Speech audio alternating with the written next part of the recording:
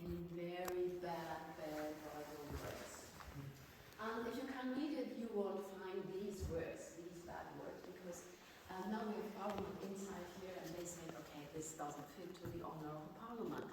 But there are still some inscriptions which show the hatred of these Soviet soldiers against Germany. For example, on one place, one wrote, Hitler kaputt. So Hitler is destroyed, he's dead, he's... another word says, a soldier named Gunin, who said, I was here and I spit. So he spit on Germany. Or another one said, Berlin, we have put a lid on top. So it's Berlin. So some words of this still exist. But after the Second World War, these inscriptions didn't interest anyone, because this building was used since the fire of 19...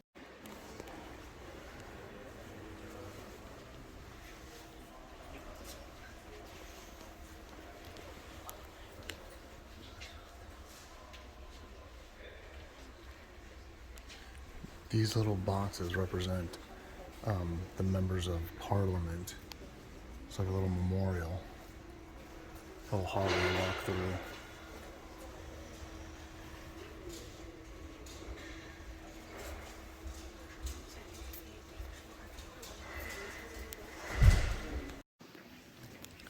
So this is the interior dome area.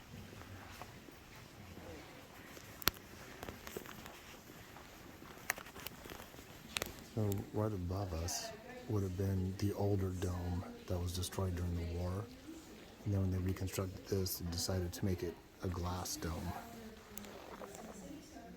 And that's the seats of Parliament.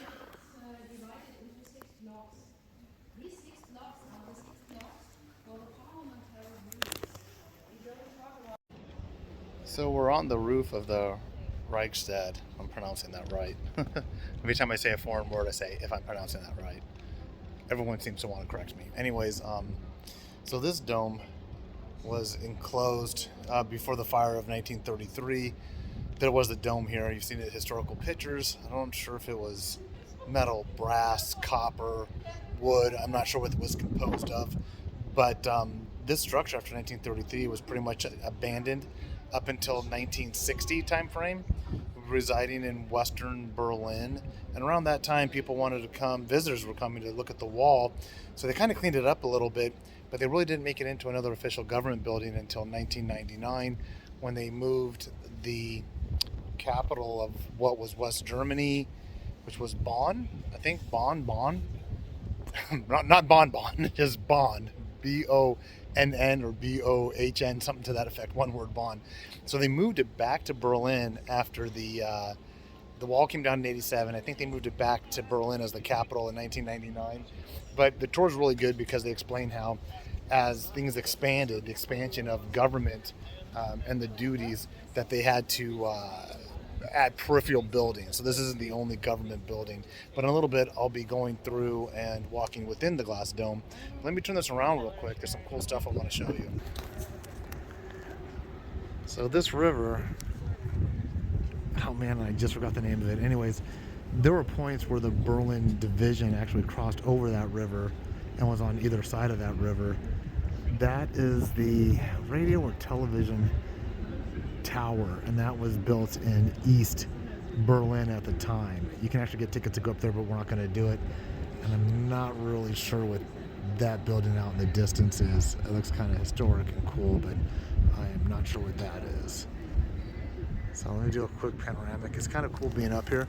The tickets are free for the tour, and then to go up and explore the dome. I highly recommend, but you got to get them early. I mean, I'm in line, and people are walking up right now, and they're asking, we want to go in. And they said, well, as far as we know, there's nothing available for the rest of today. You have to come back tomorrow, possibly tomorrow. You can get them online, and that's what we did, and that's what I'd recommend. As a matter of fact, 99% of everything, of all the tickets and venues that we went to, we got online. So this is the other side. I'm really kind of curious at what point or where that site was, and they discussed, Hitler's rise to power, and they discussed when the Russians were here, and they put the flag up, the iconic pictures of the Russians taking over this building. But I'd like to know, I mean, I guess by looking at pictures and then maybe going outside to the front, I could probably track that down, where the Russians put their flag up. Kind of similar to how we did on Mount Suribachi. Oh, and there's this thing I got to check out too, out in the distance. That. There's plenty of maps here in Germany if you're trying to retrace the wall. I mean, I got some of my maps before I came out because I just like to have the information sooner than later. But once you get here, if you want to know where that wall existed, it's very easy to trace. So I'm going to find a way. I have an audio device. It says it starts automatically. Nothing's turned on now. But this is the interior. It's really cool that this is one of the most iconic buildings and it's free.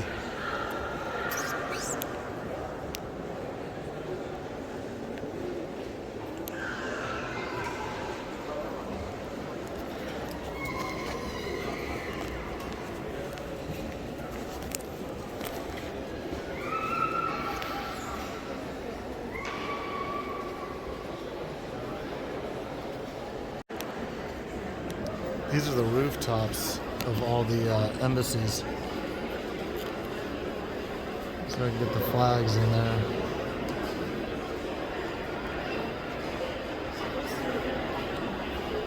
France. I think US is on the other side.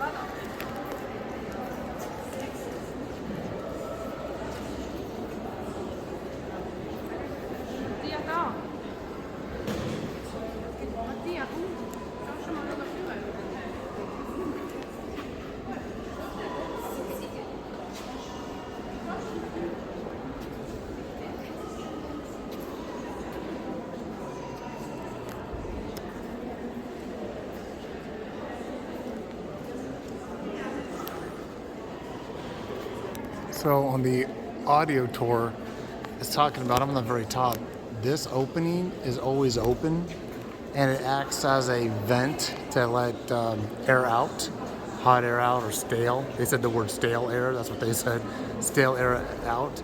And then when it rains and snows, it's designed perfectly to funnel down this cone. So no water comes over here apparently.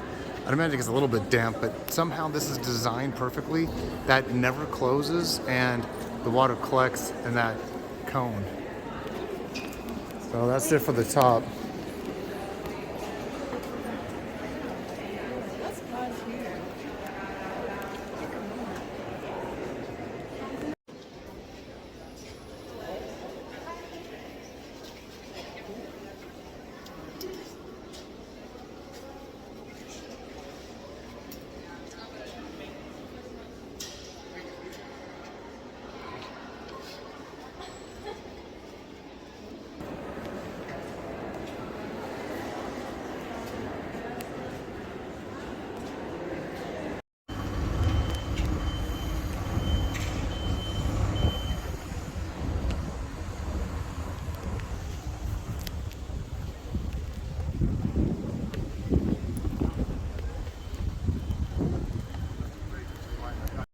So right outside the Bundestag, there's a memorial here, and what it's memorializing, these were the people of parliament, of government, that were political opposition to what the National Socialist Party or the Nazi Party wanted, and they were all imprisoned and executed, all these people. On the tour, they say this is where the death camp started, was with political opposition. Then we all know expanded from there. I don't I can't disseminate where they were brought. But yeah, according to it was, if you weren't Nazi socialist and you were a member of parliament, you were hauled off and eventually executed. There it is.